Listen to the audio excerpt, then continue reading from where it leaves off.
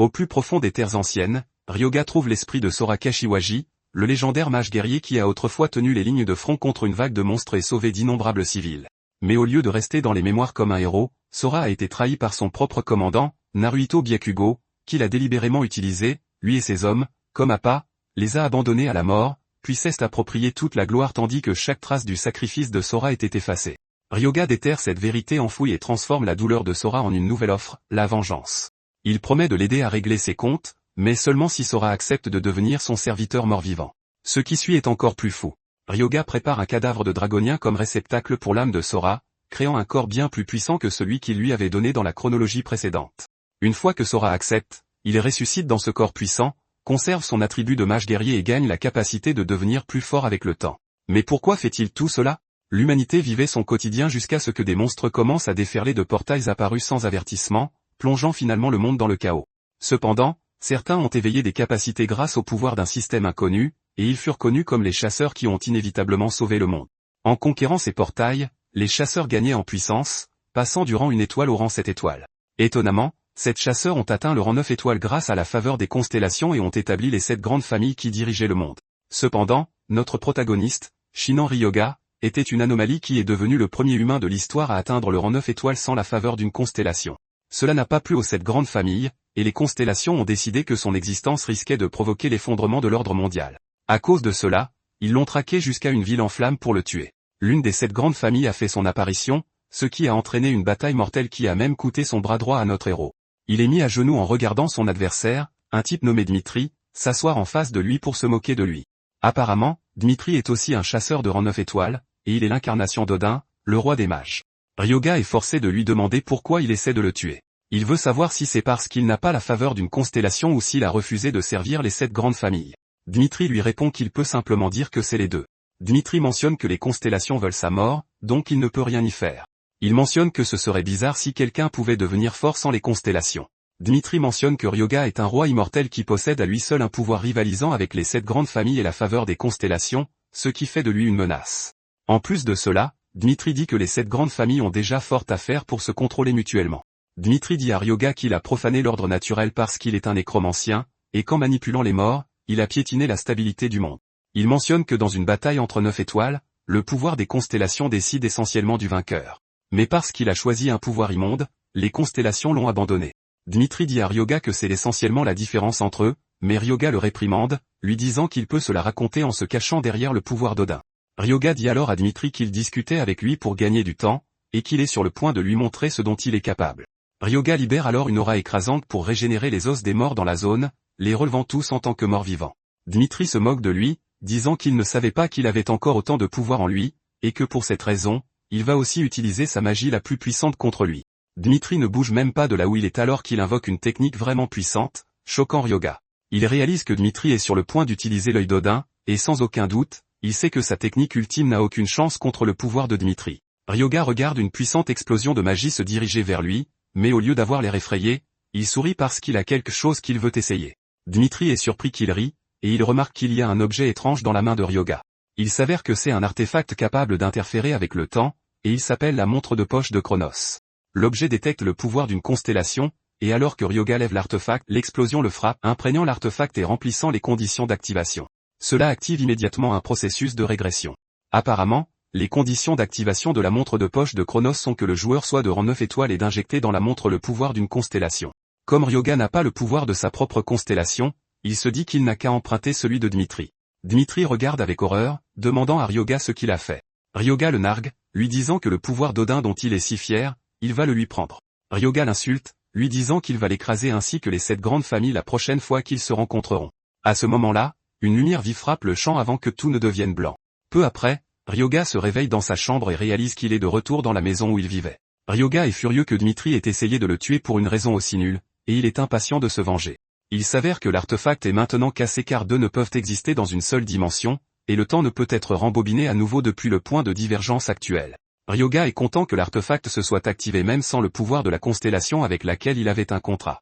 Apparemment, il est retourné 23 ans en arrière, peu après avoir quitté l'orphelinat, et c'était le jour même où le système est soudainement apparu. Tout comme à l'époque, le système apparaît devant Ryoga, lui disant de choisir une classe qui lui convient, mais le système l'incite à garder à l'esprit ses traits et talents innés. Quant à son trait inné, il est connu sous le nom d'esprit clair, qui offre une résistance à toutes les attaques mentales. Pour ce qui est de sa classe, il a le choix entre être un artiste martial, un mage ou un prêtre. Ryoga n'est pas surpris par cela car il sait que seules les classes de base seront disponibles à son niveau actuel. Avant la régression, il avait en fait choisi la classe de mage, mais il a décidé de ne pas se précipiter cette fois-ci. Cependant, cette fois, Ryoga est déterminé à devenir encore plus fort et à s'assurer de survivre jusqu'à la toute fin.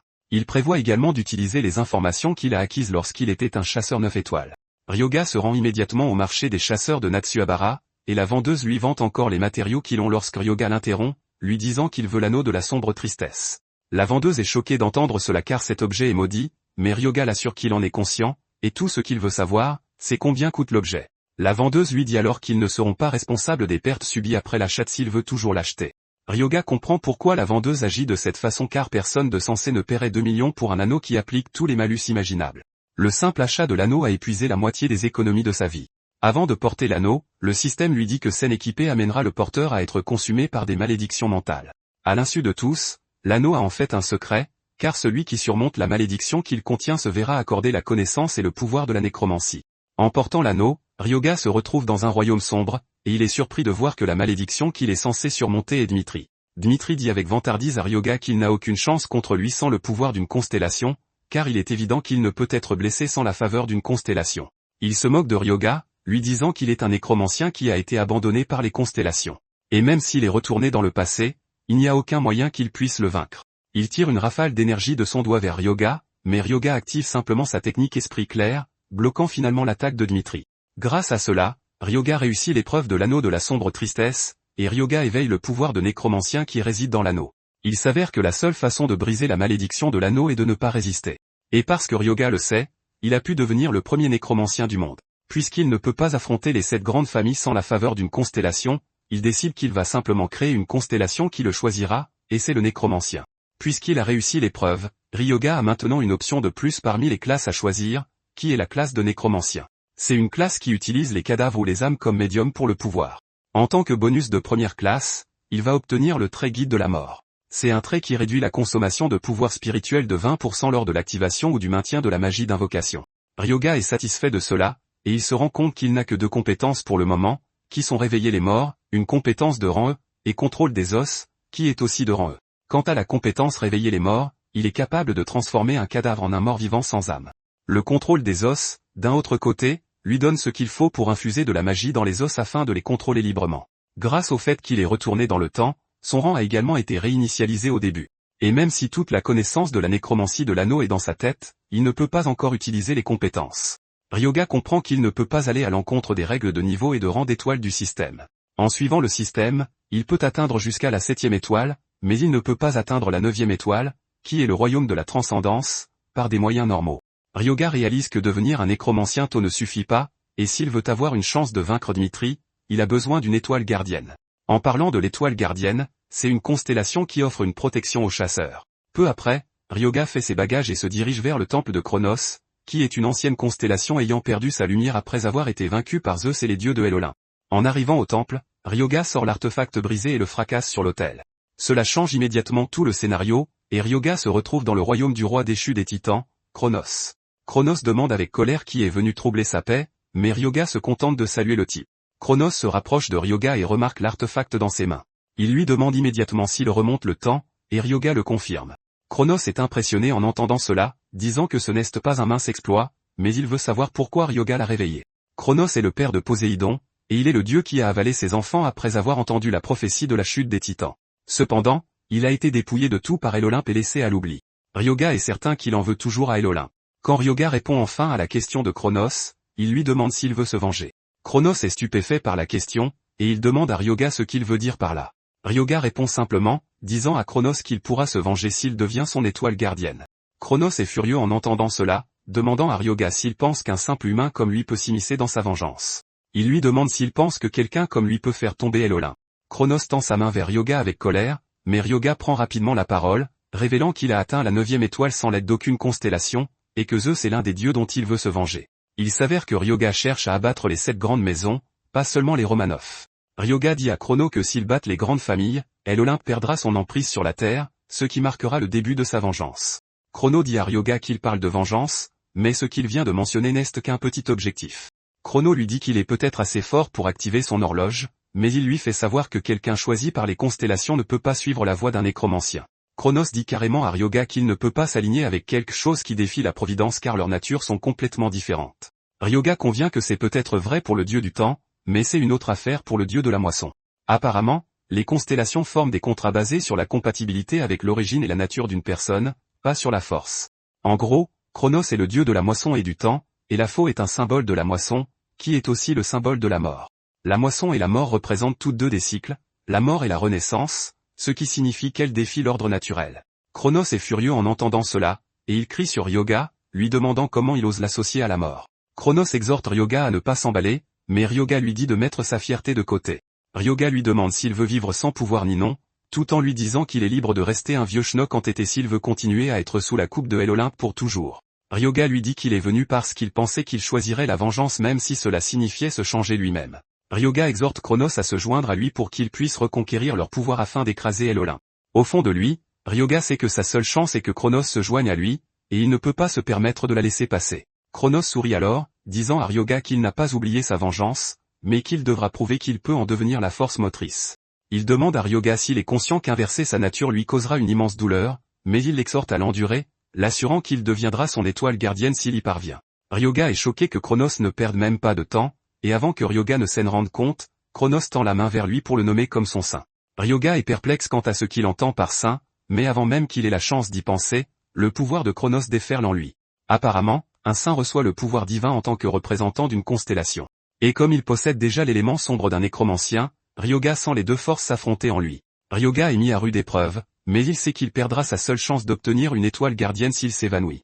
Ryoga s'effondre à genoux mais refuse d'abandonner car il doit l'endurer. Peu de temps après, Ryoga retourne au Japon avec un sourire aux lèvres car il a réussi à passer un contrat avec Chronos. Chronos réside maintenant dans son espace mental, et il est surpris de voir à quel point le monde a changé. Ryoga est frustré de voir à quel point il parle, car Chronos n'a actuellement aucun disciple, aucun pouvoir et aucune protection divine.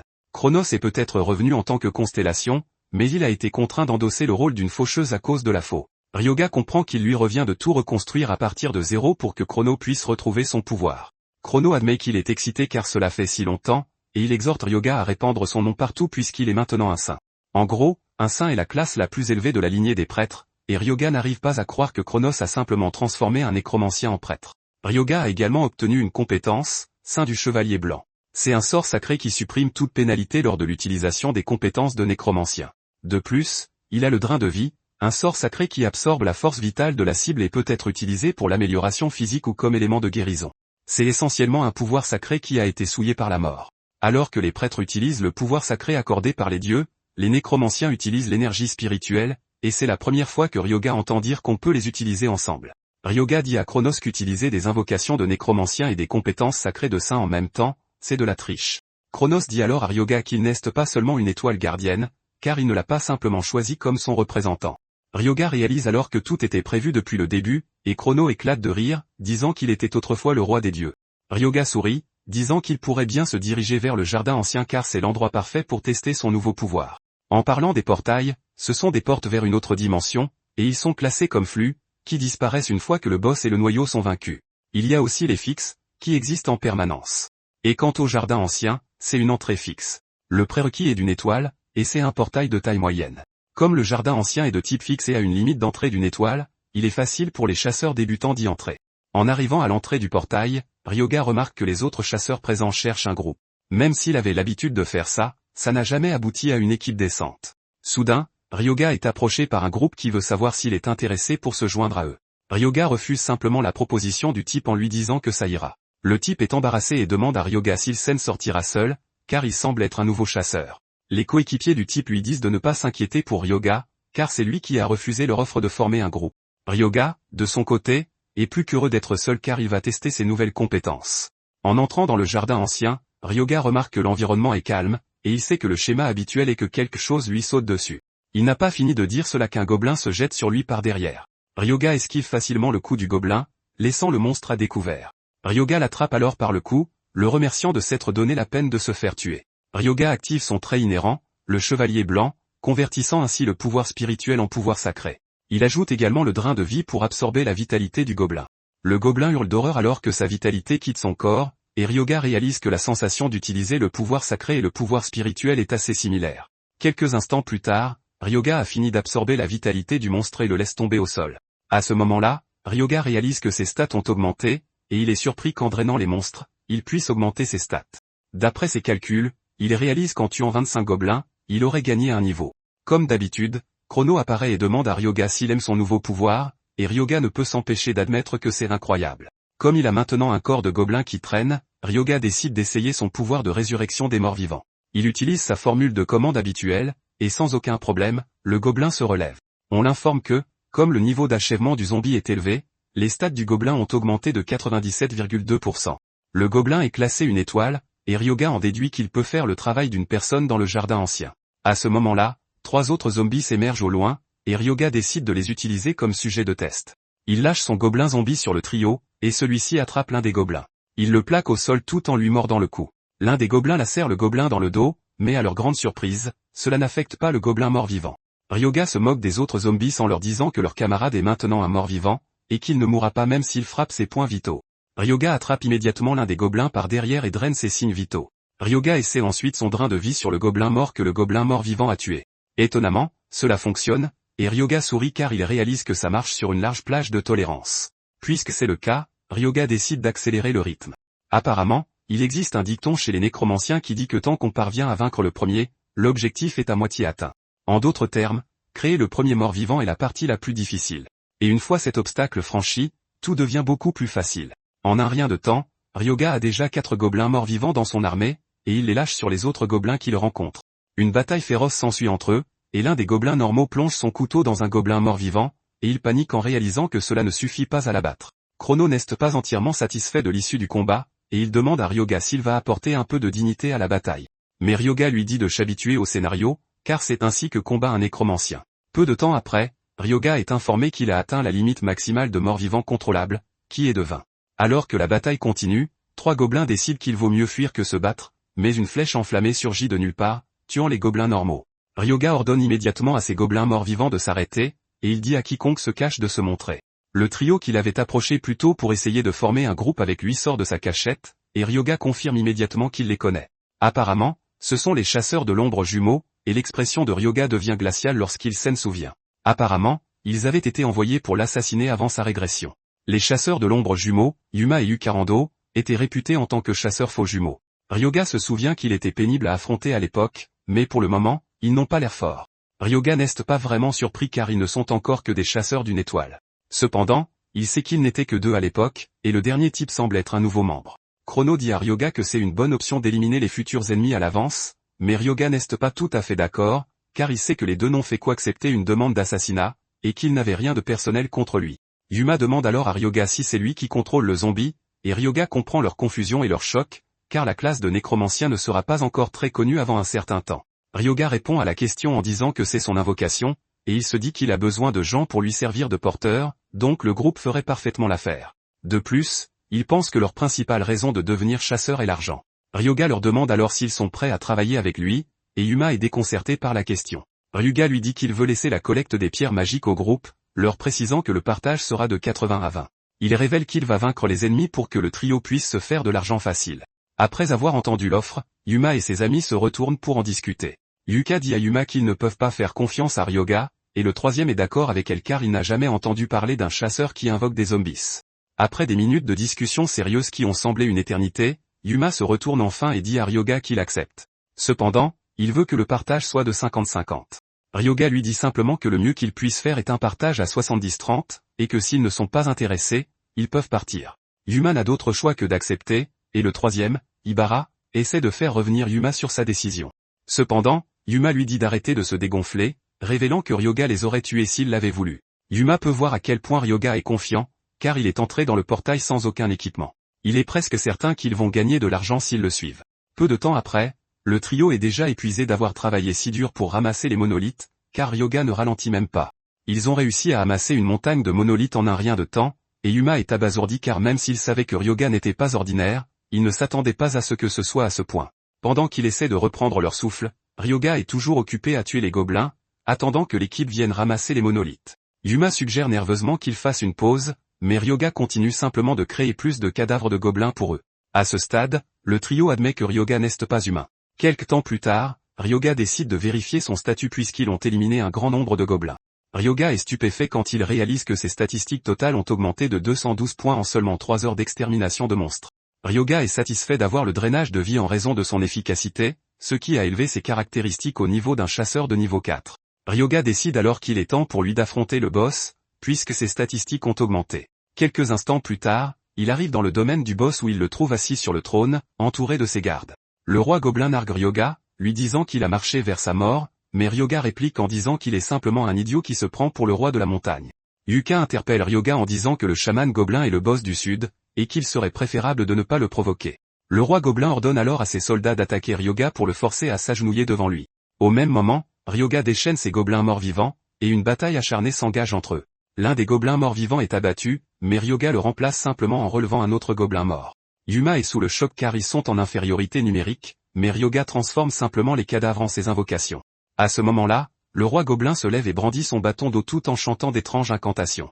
Cela fait alors apparaître d'autres bâtons d'eau qui envoient une vague de vaillance aux gobelins. Leurs yeux deviennent rouges comme ceux de maniaques, et le roi gobelin dit à Ryoga que son totem affaiblit les ennemis et renforce ses alliés. Il n'a pas fini de parler que l'un des gobelins morts-vivants saisit un de ses bâtons d'eau et le brise en deux. Ryoga se moque de lui en lui demandant ce qu'il disait. Les gobelins morts-vivants s'attaquent alors au totem, les détruisant pour ruiner le plan du roi gobelin. Le roi gobelin commence à trembler, et, frustré, il lève à nouveau son bâton avec colère. Il active une nouvelle malédiction, connue sous le nom de la malédiction de la folie. Cela déchaîne une forte présence qui effraie même Yuma et les membres de son groupe. Apparemment, c'est une malédiction qui augmente la force des gobelins de 50%. Les gobelins sous le commandement du roi prennent le dessus et commencent à décimer les gobelins morts-vivants, réduisant leur nombre à un rythme alarmant. En un rien de temps, le nombre de gobelins morts-vivants a été réduit à 8, et Ryoga réalise que le bâton était l'atout du roi gobelin depuis le début. Le roi commence à se moquer de Ryoga tout en révélant que le bâton qu'il tient est un bâton d'eau imprégné des rancunes des gobelins. Soudain, Ryoga demande au roi si le bâton est fait d'eau tout en lui disant qu'il vient de lui offrir une victoire facile. Sans hésitation, Ryoga active la compétence de contrôle des os et la dirige vers le bâton du roi. Le roi se débat avec l'os jusqu'à ce qu'il s'envole de sa main et aille vers Ryoga, ce qui perturbe immédiatement la compétence de malédiction de la folie qui était active. Pour aggraver les choses, les gobelins subissent un contre-coup, ce qui diminue leurs statistiques de 30%. Le roi gobelin regarde avec horreur tandis que Ryoga lui sourit, lui disant d'essayer d'utiliser à nouveau sa malédiction agaçante. Puisque le roi veut récupérer son bâton, Ryoga décide de le lui rendre, mais de la pire des manières. Il lui envoie le bâton comme un projectile, qui transperce le cou du gobelin, le tuant sur le coup. Ryoga draine sa vitalité et est surpris de voir qu'il lui donne plus de statistiques que les gobelins ordinaires parce qu'il était le roi. Juste avant de drainer tout le sang du gobelin, Ryoga se précipite pour en prélever dans une bouteille, puis se tourne vers Yuma et son équipe pour leur dire qu'il leur laisse le nettoyage. Yuma et sa bande n'arrivent pas à croire qu'ils doivent s'occuper d'un nombre énorme de cadavres de gobelins. Plus tard, l'équipe sort du portail, et les chasseurs qui attendent à l'extérieur sont stupéfaits par la quantité de monolithes que le groupe a rapportés. Ryoga les félicite pour leur bon travail et leur demande s'ils vont apporter les monolithes à la boutique de Natsuhabara, mais Yuma lui dit qu'ils vont s'en occuper eux-mêmes pour s'assurer d'obtenir un prix juste, si Ryoga est d'accord pour leur laisser faire. Ryoga les taquine, leur demandant s'ils s'attendent à ce qu'ils leur fassent confiance comme ça. Et quand il réalise que le trio se sent déjà mal, il leur dit rapidement qu'il ne faisait que plaisanter. Ryoga demande alors combien il pense que tout cela va rapporter, et Yuma dit que cela pourrait atteindre environ 6 millions. Ryoga sort le bâton du roi gobelin du butin, et Yuma dit qu'il ne vaudra pas grand-chose. Ryoga lui demande pourquoi, et Yuma révèle qu'il y a des restrictions et que les options ne sont pas très attrayantes. Apparemment, le bâton ne peut être équipé que par les prêtres, et le fer confère un immense pouvoir spirituel.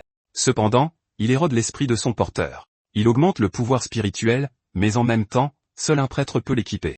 Puisque c'est le cas, Ryoga décide de le prendre, et il dit au groupe qu'ils peuvent le déduire de sa part, mais Yuma refuse. Il dit à Ryoga qu'il n'aurait pas pu l'obtenir sans lui, donc ils vont régler les comptes comme si le bâton n'avait jamais existé. Yuma demande à ses collègues s'ils sont d'accord avec ça, et ils répondent oui. Au fond de lui, Ryoga est ravi de cela, car c'est exactement ce qu'il aime dans cette équipe. Ryoga s'éloigne avec enthousiasme, suggérant qu'il se retrouve le lendemain. Le jour suivant, l'histoire était la même que la veille, et même pire. Yuma s'effondre au sol d'épuisement, disant qu'il ne sait même pas s'il peut tenir une journée complète car son sac est déjà plein. Ryoga n'est pas prêt à les forcer, et il dit au groupe qu'ils sont libres de partir les premiers. Après leur départ, Chrono demande à Ryoga pourquoi il a laissé le groupe partir exprès. Ryoga est surpris que Chrono ait pu sentir qu'il les avait intentionnellement laissés partir. Ryoga mentionne qu'il ne veut personne pour observer son prochain mouvement, et il se dirige vers le côté nord du jardin. Ryoga tombe bientôt sur un groupe de monstres grenouilles, et une bataille féroce s'engage entre ces gobelins morts-vivants et les grenouilles. Cependant, les hommes grenouilles semblent être plus robustes que les gobelins, car ils réduisent le nombre de ces derniers. Ryoga n'est pas entièrement surpris par cela car les hommes grenouilles ont des statistiques plus élevées. Ryoga déchaîne alors le bâton d'eau tout en activant une compétence, douche d'huile. C'est une compétence qui diminue la puissance des dégâts de pénétration physique lorsqu'elle est attachée. L'os se plante dans le corps de l'homme grenouille, qui libère avec colère un liquide empoisonné de sa bouche. Ryoga parvient à esquiver le coup avant de lancer le bâton comme un missile. Cependant, Ryoga se rend vite compte que la consommation est trop élevée, car il déplace le bâton et crée des morts vivants en même temps. Néanmoins, Ryoga continue en ressuscitant des hommes grenouilles morts sous son commandement. Peu de temps après, le système informe Ryoga qu'il est passé au niveau 6. Ryoga sourit car il croit qu'à ce rythme, il retrouvera son état d'avant la régression en un rien de temps, et il est impatient de s'en prendre à Dmitri. Quelques instants plus tard, Ryoga se dirige vers ce qui semble être une ruine, un cœur d'homme grenouille à la main. Chronos lui demande ce qu'il a l'intention de faire avec ça, et Ryoga lui dit simplement de se taire car il aimerait se concentrer. Il mentionne que quelque chose de spectaculaire va se produire au moment où il laissera tomber le sang d'un chaman gobelin sur un cœur d'homme grenouille. Au moment où il le fait, une aura étrange saine dégage, et Ryoga révèle qu'il peut utiliser cela pour atteindre la zone cachée qui ne serait pas découverte avant plusieurs années. Le système lui annonce alors qu'il a découvert le secret caché du jardin antique et qu'il est transporté vers les anciens terrains d'épreuve. Quelques instants plus tard, Ryoga se retrouve dans une arène, et le système l'informe qu'il est entré dans les anciens terrains d'épreuve.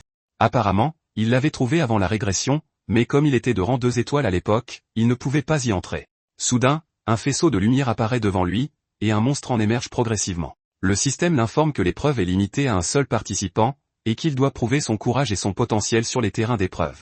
Étonnamment, le monstre qu'il va affronter est un dragonien, et il doit survivre pendant 10 minutes pour recevoir une récompense. Dans le passé, ce sont les constellations qui ont commandé à la Légion des Dragons de créer les anciens terrains d'épreuve afin de sélectionner des chasseurs compétents. Quand Chrono voit le monstre que Ryoga s'apprête à combattre, il le taquine, lui disant qu'il ne tiendra même pas 10 secondes. Chrono sourit en disant qu'il est temps pour lui de chercher un nouveau saint, mais au fond, Ryoga sait que cela n'arrivera pas. Même si son adversaire est de la race des dragons, il a été affaibli pour correspondre à un niveau 1 étoile. En même temps, Ryoga ne pense pas que ce sera une partie de plaisir. Juste au moment où le dragonien est sur le point d'attaquer, Ryoga lui dit d'attendre car il veut effectuer une modification rapide sur ses hommes grenouilles morts-vivants. Ryoga mise sur le fait que les méchants attendent généralement que le personnage principal se transforme. Ryoga change alors la constitution du poison des hommes grenouilles de poison de cadavre à sang de peste. Cela les transforme finalement en zombies de la peste, et Chrono est surpris que le type subisse une modification improvisée. Ryoga se vante d'avoir été un nécromancien 9 étoiles avant sa régression, et il dit au dragonien qu'il peut enfin l'attaquer car il a terminé. Le dragonien fonce sur lui, mais les hommes grenouilles le rejoignent à mi-chemin. Il se jette sur lui et l'agrippe de partout sur son corps tout en le mordant. Ce faisant, il libère un acide empoisonné dans son corps, et le dragonien ne perd pas de temps avant de se débarrasser des hommes grenouilles. Cependant, ils ont déversé une tonne de poison dans son organisme, et Ryoga révèle qu'il a en fait converti toutes les statistiques de force du fragment, qui avait doublé, en poison. Même si leur force et leur agilité ont considérablement diminué, leur poison est devenu très puissant. À ce moment-là, le dragonien frappe le sol de son pied, libérant une onde de choc massive qui projette les hommes grenouilles au sol. Ryoga est impressionné que le dragonien puisse résister au poison acide, et il active rapidement la défense du bâton alors que le dragonien charge vers lui. Le dragonien l'attaque, mais le bouclier autour de son corps bloque le coup. Cependant, Ryoga peut sentir à quel point le dragonien est fort même si sa force a été réduite de moitié grâce au poison. Le dragonien prépare une autre attaque, et cette fois, Ryoga active la compétence de contrôle des os qui perce la main du monstre. Il hurle de douleur, ce qui le force à s'arrêter pendant que les hommes grenouilles bondissent sur lui. Les hommes grenouilles commencent à mordre son corps, libérant une dose massive de poison dans son sang.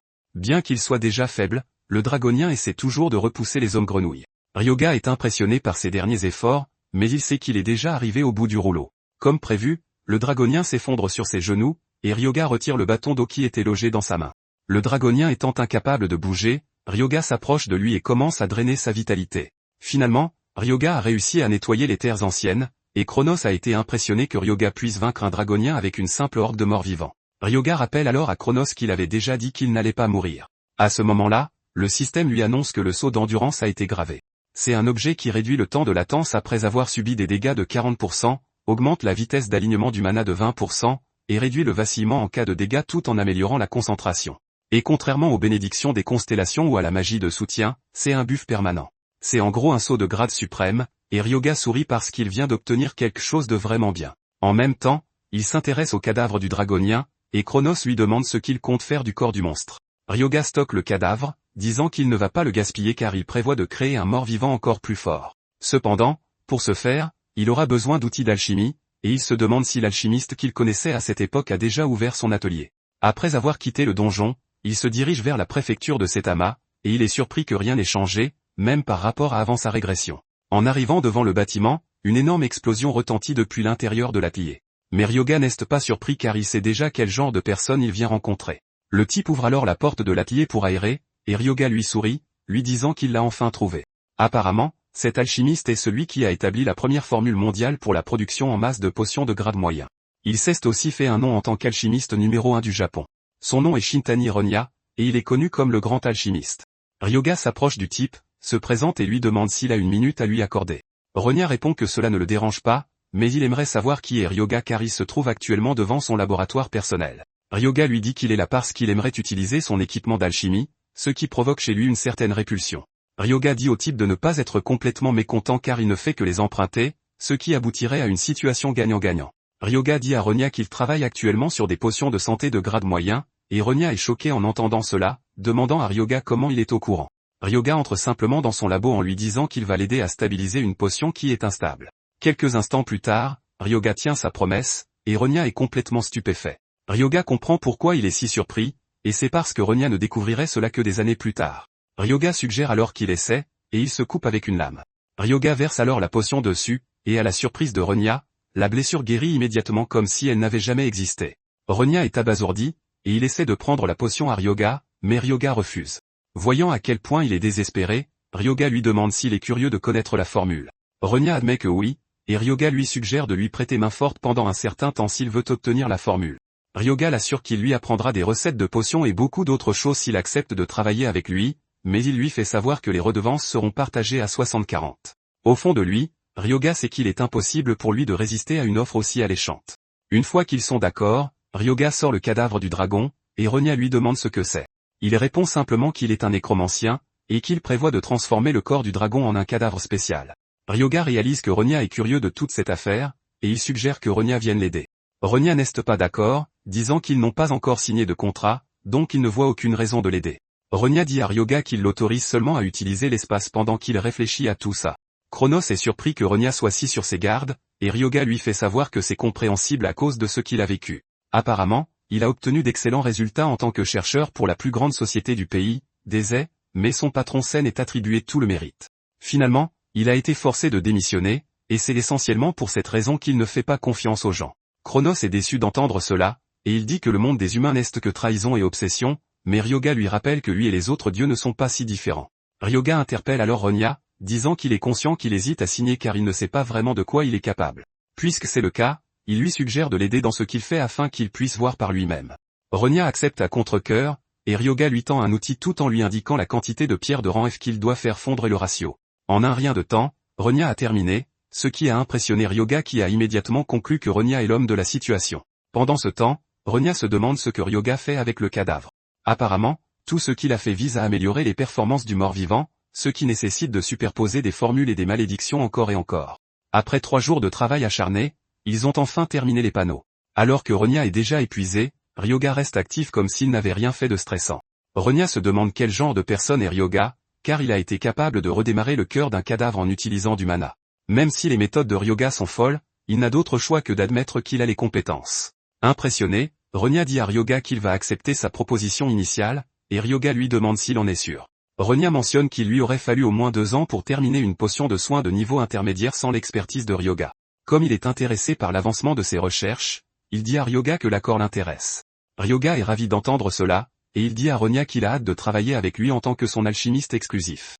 Mais au fond de lui, il le voit comme son serviteur. Puisque Ryoga a terminé la première phase, il réalise que la prochaine étape est de trouver une âme pour servir de noyau au dragon occulte. Ryoga sort alors du laboratoire, et il appelle Yuma, lui disant qu'il a vu l'argent. Il le félicite, disant qu'il ne s'attendait pas à ce qu'il envoie jusqu'au dernier centime, tout en lui demandant s'il est partant pour un autre boulot. Peu de temps après, l'équipe, désormais connue sous le nom des Bleus, retrouve Ryoga près de la frontière. Yuma lui demande pourquoi il est venu dans un endroit aussi dangereux, car depuis que la porte nord a été brisée, l'endroit serait infesté de monstres. Ryoga sourit, disant qu'il est là pour rendre hommage à une vieille connaissance, et quelques instants plus tard, il tombe sur un ORC 2 étoiles. L'équipe panique en voyant cela et essaie d'avertir Ryoga du danger, mais Ryoga n'arrive pas à croire que l'équipe doute encore de sa force.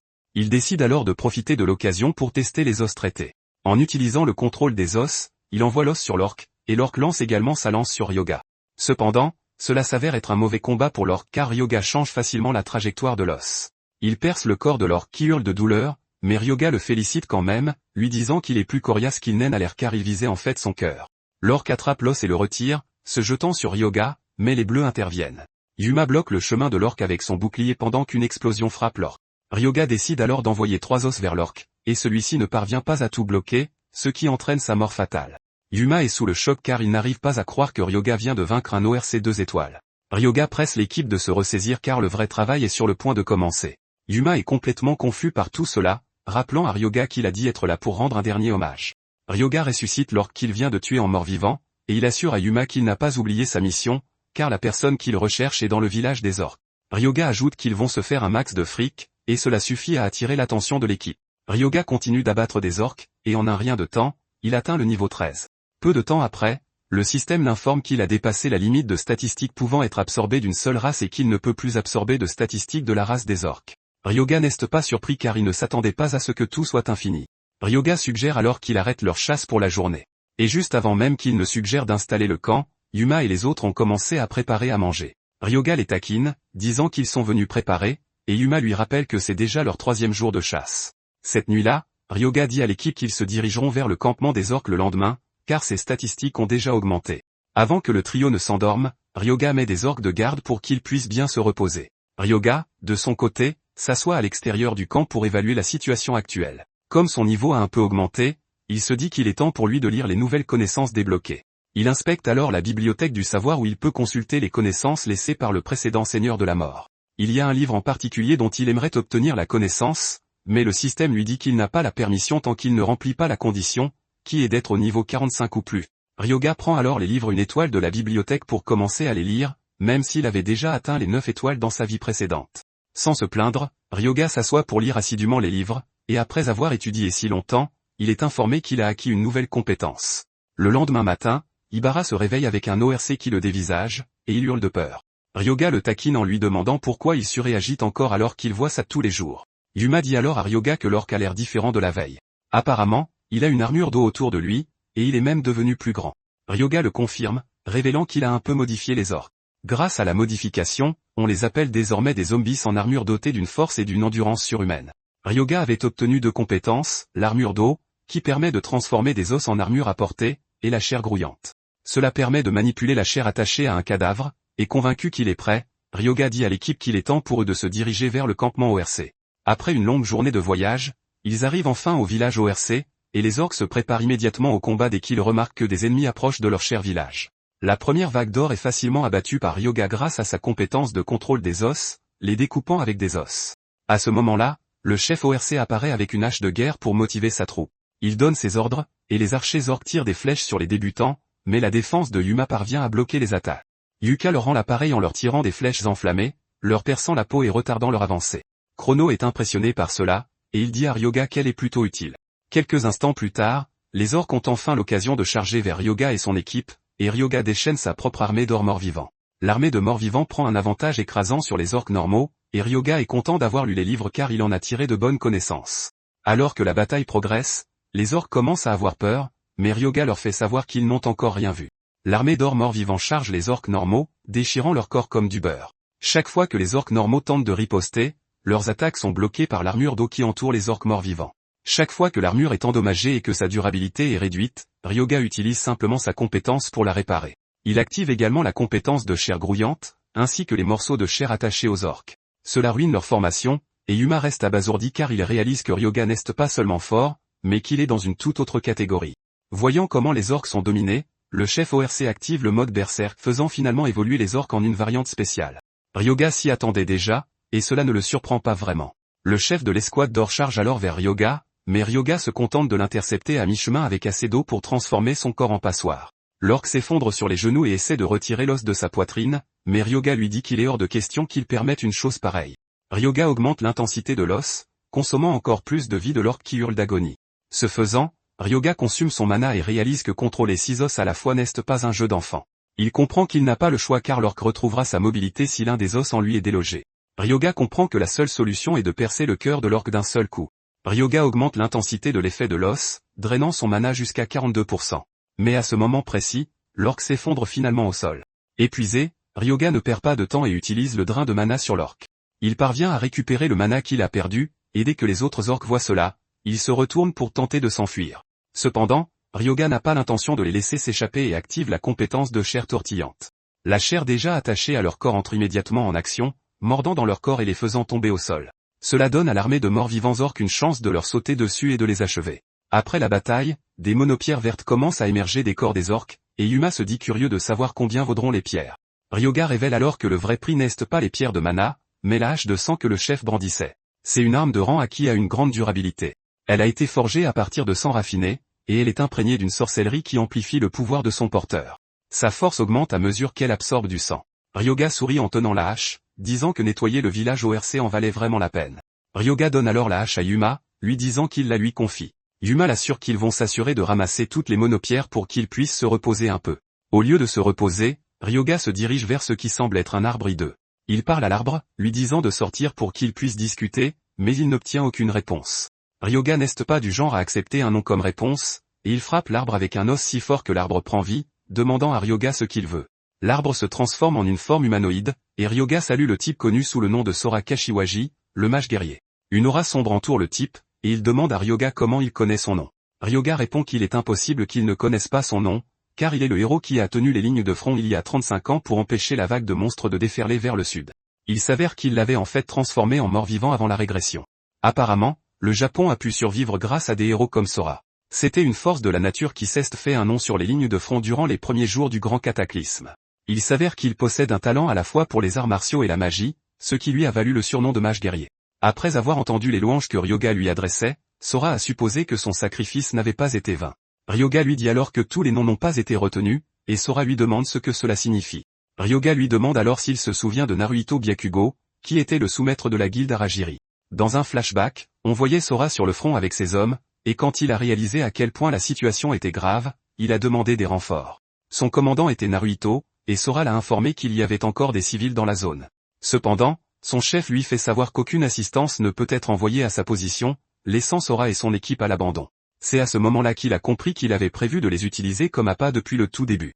Naruhito le confirme sans aucun remords, disant à Sora que c'est grâce à lui que la force principale a pu passer la porte nord sans aucun problème. Sora a aussi demandé à Naruhito s'il les avait intentionnellement envoyés là en sachant qu'il n'abandonnerait pas les civils, et Naruhito lui a dit nonchalamment de ne pas être si morose à ce sujet. Sora, en colère, fracasse la radio et dit aux membres de son équipe de protéger les civils au lieu de les abandonner. Face à la mort, Sora et ses hommes ont accompli leur devoir mais ont fini par mourir.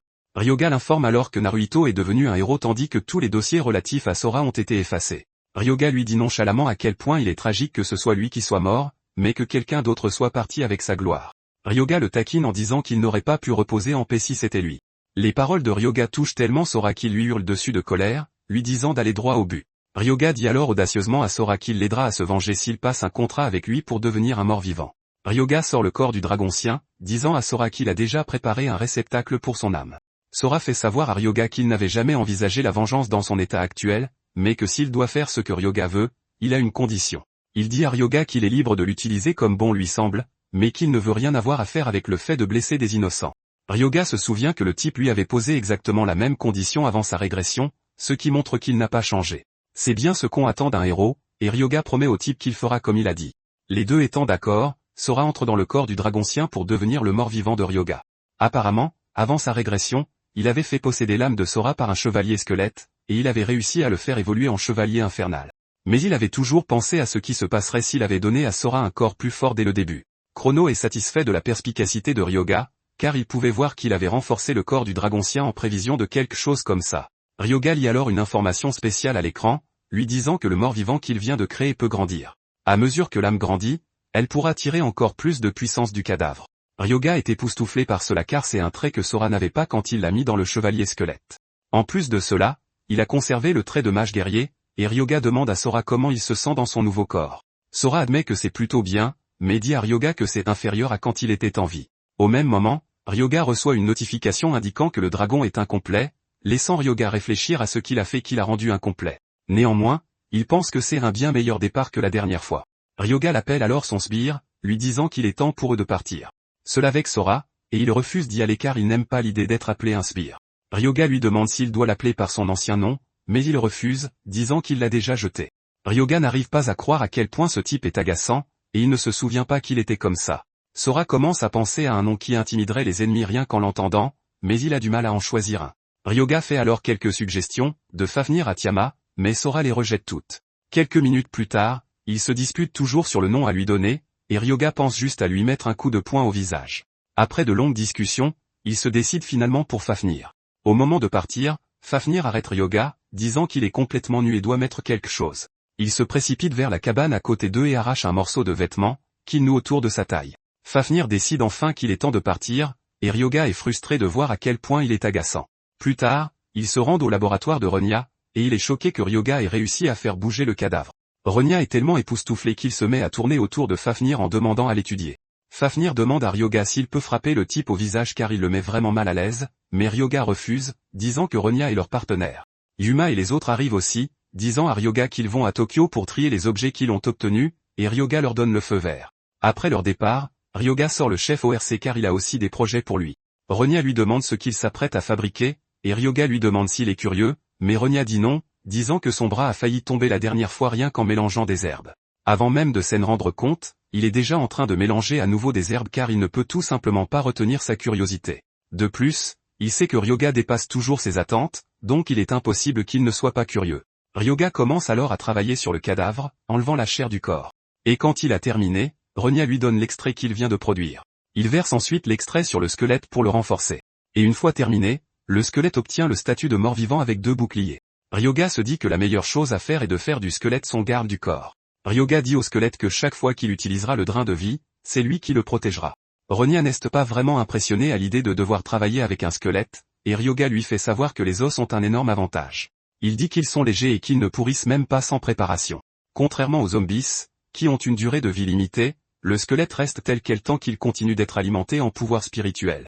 Comme le drain de vie est une compétence à courte portée, il a toujours eu besoin d'un garde du corps lors de son activation. Ronia est complètement abasourdi par le fait que Ryoga n'a pas seulement créé un squelette, mais a même pris en compte son entretien. Ryoga décide alors d'aller se promener, et il dit à Ronia de garder un œil sur le squelette. Ronia panique, demandant à Ryoga où il va si tard, il répond qu'il se dirige vers le Panthéon.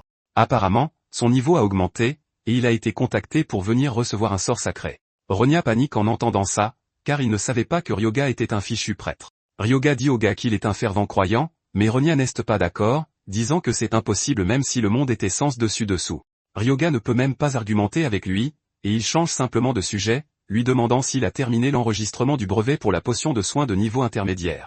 Ronia lui dit que ce sera prêt très bientôt, et Ryoga le félicite, disant qu'il travaille très vite. Ronia mentionne que la concurrence ne fera que croître avec le temps, donc il n'a pas l'intention de prendre du retard. Cependant, le vrai problème est la publicité, car la prochaine exposition n'a pas lieu avant l'année suivante. Ryoga lui dit alors de lui donner quelques échantillons, promettant de les promouvoir si l'occasion se présente. Ronia apprécie cela, et il donne à Ryoga un échantillon dont il a besoin, et Ryoga l'assure que l'argent coulera à flot si l'échantillon fonctionne. Ryoga imagine déjà à quel point il sera riche quand cela arrivera, et la simple pensée de l'argent lui donne un air de maniaque, laissant Ronia douter du fait que ce type soit vraiment un prêtre. Après cela, Ryoga décide qu'il est temps de se diriger vers le Panthéon. Celui-ci est en fait apparu après le grand cataclysme, et la plupart de ceux qui s'y rassemblent viennent pour recevoir des incantations sacrées et des bénédictions des constellations. Il y a même des constellations qui exigent des offrandes de leurs fidèles. Et alors qu'il atteint l'entrée du rez-de-chaussée, Ryoga n'est pas impressionné car il ne peut même pas sentir de reliques irradiant de divinité. En même temps, il ne s'attend pas à ça, car il ne laisserait pas traîner quelque chose de précieux. Quelques instants plus tard, Ryoga est déjà haletant à cause du nombre de marches qu'il a montées. Ryoga fait une blague sur la longueur des escaliers, et Chrono lui dit à quel point sa langue est acérée. Ryoga s'en fiche un peu, car il ne pense pas qu'il sera puni pour avoir dit quelque chose comme ça. Ryoga demande alors à Chrono à quelle distance se trouve le sommet, et il lui dit qu'il est pratiquement à mi-chemin. Ryoga dit à Chrono qu'il ne le prendra pas à la légère si cela s'avère être quelque chose qui n'en vaut pas la peine. En arrivant au dernier étage, les autres constellations présentes commencent à montrer du dégoût et du mécontentement envers Ryoga. Après qu'il ait fini d'embêter Ryoga, Chrono décide que c'est son tour, et il s'enregistre dans le Panthéon. Une fois cela fait, Ryoga est informé qu'il a acquis les incantations sacrées, qui sont la bénédiction impie et l'état de rétribution. La bénédiction impie améliore l'énergie négative et augmente les statistiques de la cible. Le pieu de la rétribution, d'un autre côté, contient un tas de trucs ennuyeux sur la réception de dégâts. Chronos taquine Ryoga, lui disant qu'il lui a gracieusement donné les compétences, et Ryoga admet qu'elles sont impressionnantes.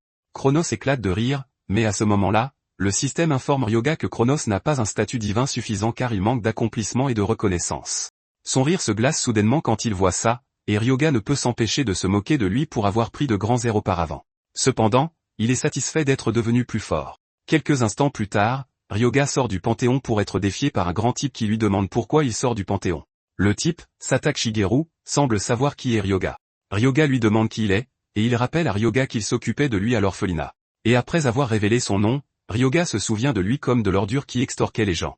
Ryoga dit au type de ne pas lui parler comme s'il était de vieux copains car il se souvient comment il l'a traité à l'époque. Il s'avère qu'un type a un jour dénoncé Satak au directeur, et alors qu'il essayait de le frapper, Ryoga est arrivé et lui a donné un coup de poing au visage. Maintenant, dans le présent, Ryoga le taquine, lui demandant si son nez cassé a guéri. Satak grogne de frustration, mais avant de perdre son sang-froid, il se maîtrise, disant qu'il est maintenant une personne différente. Sataki montre à Ryoga l'insigne sur sa poitrine, révélant qu'il a maintenant rejoint la guilde Aragiri. Sataki dit à Ryoga qu'il n'est qu'un chasseur de bas niveau car il vient de sortir du Panthéon. Il l'exhorte également à ne pas penser que les choses se passeront comme la dernière fois.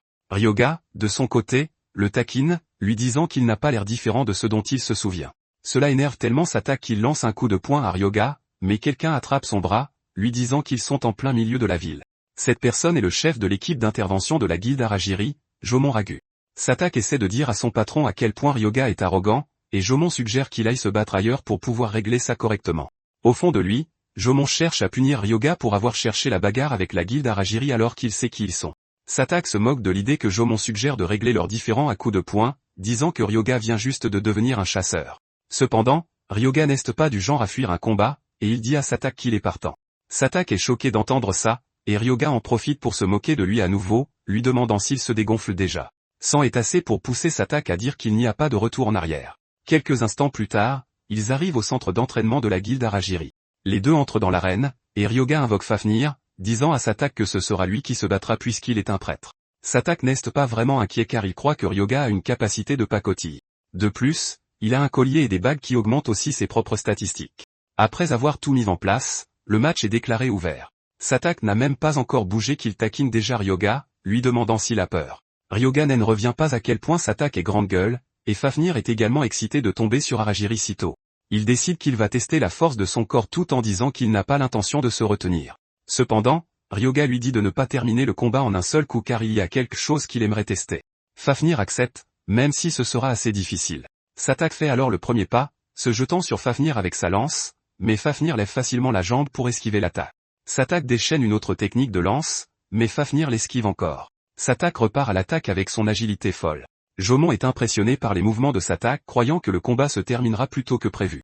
À ce moment-là, Fafnir attrape nonchalamment la lance de Satak, le taquinant, lui disant qu'une attaque aussi inutile ne fonctionnera pas sur lui. Satak se débat, mais ne parvient pas à arracher la lance à Fafnir, et Fafnir gronde Satak, lui disant qu'il attaque sans même penser à son prochain coup. Fafnir lui fait savoir qu'il serait mort si c'était un vrai combat. Fafnir se prépare à frapper le type au visage, mais se souvient soudain qu'il était censé se retenir. Au lieu de le frapper, il le gifle très fort au visage, coupant le souffle à Satak. Il tombe à genoux pour essayer de reprendre son souffle tout en s'efforçant de ne pas crier comme un bébé. Ryoga le taquine, disant qu'il a un peu grandi parce qu'il ne crie pas pendant des minutes comme avant. Satak est furieux de la façon dont Ryoga se joue de lui, et il fonce sur Fafnir avec sa lance. Mais Fafnir cloue facilement sa lance au sol, faisant voler le sol en éclats. Il se moque de Satak, lui disant que son adversaire comprendra simplement s'il utilise la même technique 2 fois. Fafnir lui brise alors le genou, et Satak hurle de douleur intense. Fafnir se moque de lui disant que la bataille est terminée. Juste au moment où il s'apprête à porter le coup de grâce, Jomon arrête le match. Il a l'air vraiment furieux, et Ryoga est surpris qu'il soit intervenu pour arrêter ça plus tôt que prévu. Jomon s'approche alors pour vérifier le genou de Satak tout en révélant qu'il devrait appeler un prêtre. Ryoga rappelle à Jomon qu'un prêtre se tient juste derrière eux, mais Jomon rétorque qu'une guérison d'une étoile ne peut pas réparer un os cassé. Ryoga assure à Jomon qu'il le sait, et Jomon exige de savoir comment il compte soigner l'os brisé. Ryoga révèle son intention d'utiliser une potion de grade moyen, et il sort l'échantillon que Ronia lui a donné. Satak est sceptique car les potions de grade moyen coûtent des millions. Ryoga profite de l'occasion pour promouvoir la potion en disant qu'il y a une production de masse de potions de grade moyen. Satak dit que non tout en essayant de dire qu'il n'acceptera pas l'aide de la personne qu'il a vaincue. Ryoga presse le type de l'accepter tel quel, car il essaie seulement de l'aider. Ryoga pensait déjà à la manière dont il allait promouvoir la potion, et il venait de trouver le cobaye parfait. Ryoga verse alors la potion sur la blessure, et à l'incrédulité de Jomon, la plaie guérit complètement. Jomon commence immédiatement à réfléchir à la manière dont il va se procurer la potion. Jomon demande à Ryoga où il a acheté la potion, et au fond de lui, Ryoga est ravi qu'il ait déjà mordu à l'hameçon. Ryoga dit à Jomon qu'il est presque sûr qu'il est environ 3 étoiles puisqu'il est capitaine dans la guilde, et Jomon le confirme. Ryoga lui fait alors une offre folle, lui proposant de le combattre, et lui assurant qu'il lui dira d'où vient la potion s'il accepte. Jomon est convaincu car Ryoga est prêt à le lui dire quel que soit le résultat du match. Ryoga dit au type que c'est ce qu'il veut car le dernier combat était trop court. Quelques instants plus tard, le match commence, et Jomon fonce sur Fafnir à une vitesse fulgurante, lui assénant des attaques rapides sur le corps. Jomon parvient à exploiter l'imposant corps de Fafnir, enchaînant les coups. Fafnir hurle de frustration mais ne parvient même pas à atteindre Jomon. Ryoga n'est pas totalement surpris car il s'attendait à ce que Jomon utilise le style d'attaque rapide de Kashiwagi, qui est un mauvais parti pour un dragonien.